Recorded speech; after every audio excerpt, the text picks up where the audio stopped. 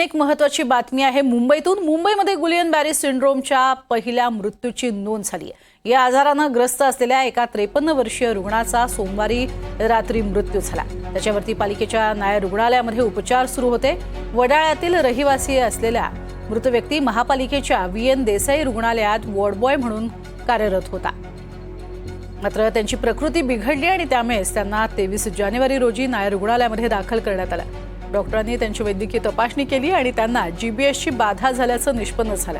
प्रकृती चिंताजनक असल्यामुळे त्यांच्यावरती अतिदक्षता विभागात ठेवण्यात आलं होतं आणि त्यानंतर मात्र त्यांची प्राणज्योत मालवली। अधिक माहिती घेऊयात आमचे प्रतिनिधी महेश बागल यांच्याकडनं। महेश, काय अधिक माहिती?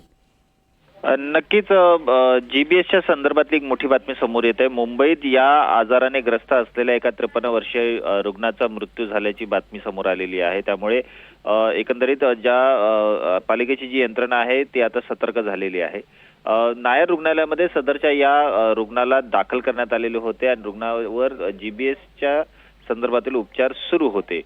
एकंदरीत पाहता हा जो रुग्ण होता तो मुंबईतील वडाळा येथील राहणारा होता। त्यानंतर तो एका रुग्णालयातच वॉर्ड बॉय म्हणून काम करत असल्याची माहिती समोर येत आहे। 23 जानेवारी रोजी नायर रुग्णालयात त्यास दाखल करण्यात आले होते आणि जी काही वैद्यकीय तपासणी करण्यात आली होती त्यामध्ये सदरच्या या रुग्णाला GBSची बाधा झाल्याचं निष्पन्न झालं होतं।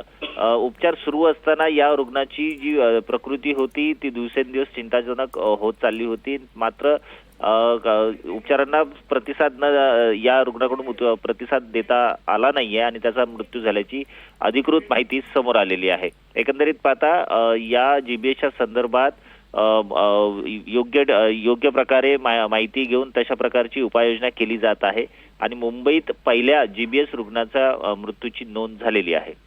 नक्कीच, तुर्तास धन्यवाद या संपूर्ण सविस्तर माहितीसाठी महेश। तर मुंबईमध्ये सुद्धा GBSमुळे एका रुग्णाचा मृत्यू झालेला आहे आणि या संदर्भात आता यंत्रणाही अलर्ट मोडवर आलेली आहे।